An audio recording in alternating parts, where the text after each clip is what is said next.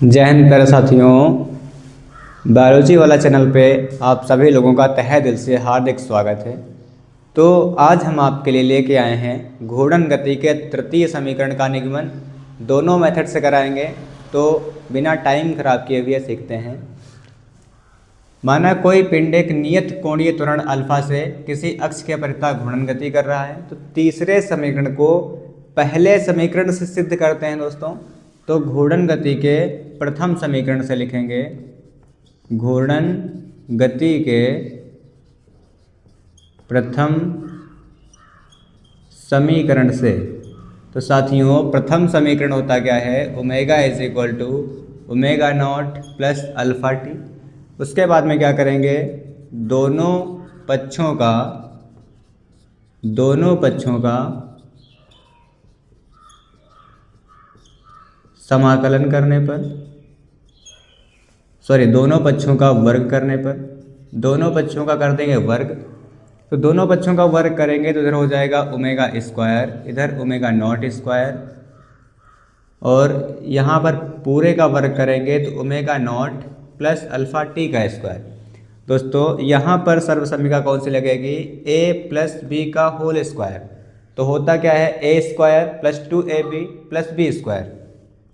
तो यहाँ पर omega naught square plus 2ab, 2a है ओमेगा नॉट, b है अल्फा टी, और प्लस बी स्क्वायर मतलब अल्फा स्क्वायर टी स्क्वायर। इधर है साथियों ओमेगा स्क्वायर।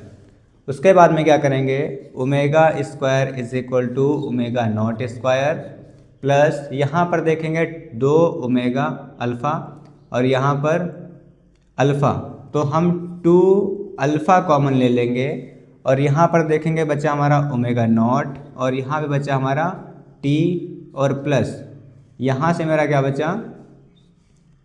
यहाँ पर बहुत लोग ये सोचेंगे कि सर यहाँ पर 2 है, यहाँ पर 2 नहीं है, तो कॉमन कैसे लिया। तो जो संख्या कॉमन में ना मिल रही हो उसी संख्या से हम उस स्टेप में भाग दे देते हैं। तो यहाँ पर 2 नहीं था तो हम यहाँ 2 से भाग दे देंगे, और अल्फ़ा स्क्वायर था, एक अल्फ़ा बाहर निकाल लिया, एक बचा, और यहाँ से टी स्क्वायर बचा। उसके बाद में हमने थीटा इज इक्वल टू घूर्णन गति का द्वितीय समीकरण क्या पढ़ाया है, omega naught plus 1/2 alpha T square. तो omega naught T plus 1/2 alpha T square, ये क्या होता है, घूर्णन गति का द्वितीय समीकरण। थीटा इज इक्वल टू होता है, तो omega square is equal to omega naught square और प्लस 2 अल्फ़ा। साथियों ये किसका मान है, हमारा थीटा का, तो इसकी जगह पर हम क्या रख देंगे, थीटा। और यही हमारा क्या है, घूर्णन गति का तृतीय समीकरण, omega square is equal to omega naught square plus 2 alpha theta. यही क्या है, घूर्णन गति का तृतीय समीकरण। तो ये तो सिंपल मेथड हो गया। अब हम सिखाएंगे समाकलन विधि से। तो जहाँ पर वीडियो समझ में ना आए वहाँ पर वीडियो को रोक लेंगे, फिर से देखेंगे। अब हम ले चलते हैं समाकलन विधि से सिखाते हैं।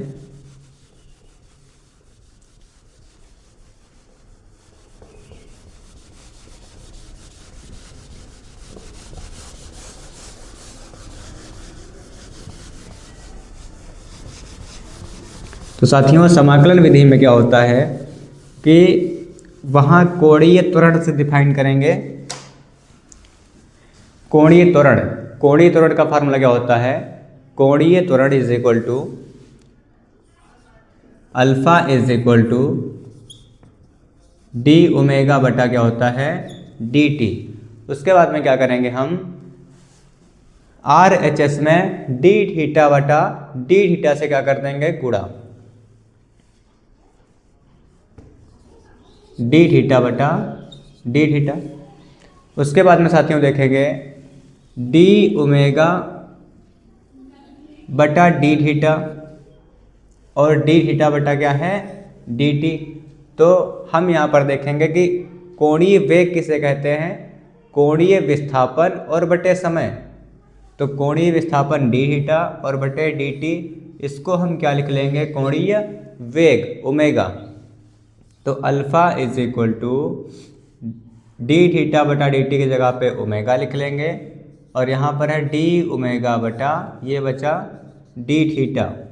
उसके बाद में प्यारे साथियों डी थीटा जो बटे में है दूसरी तरफ लेके जाएंगे दोस्तों, काहे में हो जाएगा गुणे में, तो अल्फ़ा डी थीटा और इज इक्वल टू इधर बचता है ओमेगा डी ओमेगा। उसके बाद में क्या करेंगे, दोनों पक्षों का समाकलन करेंगे, एक एक स्टेप को ध्यानपूर्वक समझेंगे। उसके बाद में करेंगे दोनों पक्षों का समाकलन करने पर, तो समाकलन करेंगे तो यहाँ पर अल्फ़ा डी थीटा का समाकलन और लिमिट लगाएंगे 0 से थीटा तक, इधर ओमेगा डी ओमेगा का समाकलन करेंगे, लिमिट लगाएंगे, यहाँ पर कोणीय वेग है तो लिमिट लगाएंगे प्रारंभिक कोणीय वेग से अंतिम कोणीय वेग तक। प्रारंभिक कोणीय वेग को ओमेगा नॉट कहा जाता है और अंतिम कोणीय वेग को किससे, ओमेगा से लिखते हैं। उसके बाद में निश्चित संख्या का समाकलन नहीं होता, ओमेगा को कहाँ निकाल, अल्फ़ा को कहाँ निकाल लेंगे, यहाँ से बाहर, तो यहाँ से मैंने अल्फ़ा बाहर ले लिया और डी थीटा भीतर बचा, 0 से थीटा तक और d theta is equal to, इधर देखेंगे ओमेगा डी ओमेगा, तो ओमेगा डी ओमेगा का समाकलन क्या होता है, ओमेगा स्क्वायर बटा 2। मैंने प्रथम समीकरण में भी पढ़ाया और द्वितीय समीकरण में भी फार्मूला पढ़ाया समाकलन का। एक्स एन एक्स का फार्मूला क्या होता है कि जितनी पावर है उसमें एक जोड़ दो और वही संख्या नीचे लिख दो। यहाँ पे पावर ओमेगा की कितनी है, एक, इसमें एक ऐड करेंगे कितना हो जाएगा, 2, और वही संख्या कहाँ लिख दी जाएगी, नीचे, तो ये हो जाएगा ओमेगा स्क्वायर बटा 2 और लिमिट लगी है ओमेगा नॉट से ओमेगा तक। इधर डी थीटा का समाकलन दोस्तों क्या होता है, थीटा, और लिमिट है यहाँ 0 से थीटा तक। उसके बाद में देखेंगे अगला स्टेप, इसको एक बार वैसे ही लिख लेते हैं। लिमिट का फार्मूला क्या होता है दोस्तों, upper limit minus lower limit, तो पहले हम थीटा की जगह पर अपर लिमिट थीटा लिखेंगे, उसके बाद में थीटा की जगह पर लोअर लिमिट लिखेंगे 0, इधर आएंगे बराबर ओमेगा की जगह पर सबसे पहले अपर लिमिट ओमेगा रखेंगे बटा 2 और फिर माइनस लोअर लिमिट, अब ओमेगा की जगह पर ओमेगा नॉट रखेंगे स्क्वायर और बटा 2।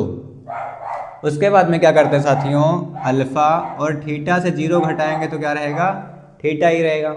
उसके बाद में इज इक्वल टू, इधर देखेंगे साथियों हर बराबर है कितनी बार लिखेंगे, एक बार, और जब हर बराबर होता है तो ऊपर की संख्या जुड़ रही है तो जोड़ देंगे और घट रही है तो घटा देंगे। तो यहाँ पर है ओमेगा स्क्वायर और माइनस ओमेगा नॉट स्क्वायर। उसके बाद में देखेंगे दोस्तों 2 बटे में है, दूसरी तरफ लेके जाएंगे कायम हो जाएगा गुणे में, तो 2 अल्फ़ा थीटा हो जाएगा और is equal to omega square minus omega naught square.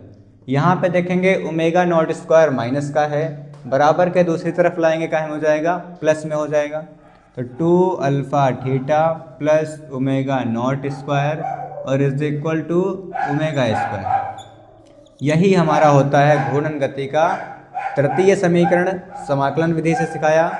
तो जो भी डाउट हो उसको वीडियो रोक कर फिर से देखें, और वीडियो अच्छी लगी हो तो कमेंट बॉक्स में ज़रूर बताएं, अपने दोस्तों तक ज़रूर शेयर करें।